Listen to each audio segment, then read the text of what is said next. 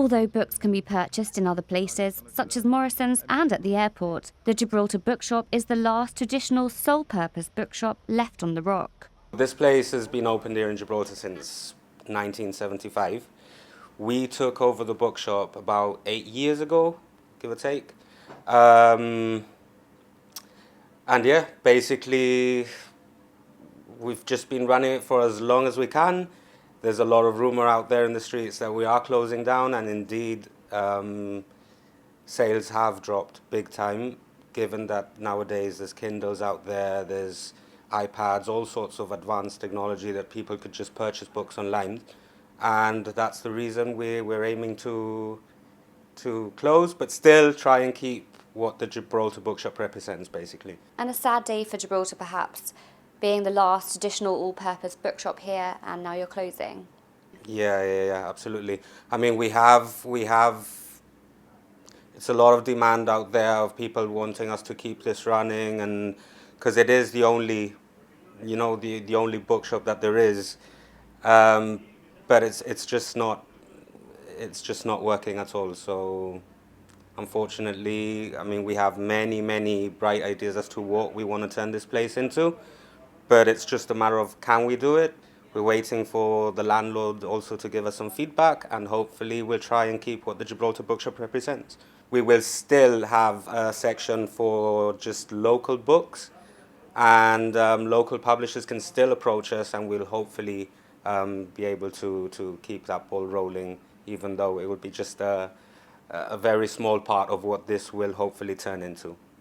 With the rise in online shopping and, of course, Kindles and other similar devices, it's not surprising to see a decline in sales in proper books you can hold with your hands. And this was also the general consensus of people I spoke to outside the shop. I try to, but nowadays at home you don't have space all the time to come down and get it. I mean, it's so much easier with the way technology is moving that you can just have it on your tablet, on your phone.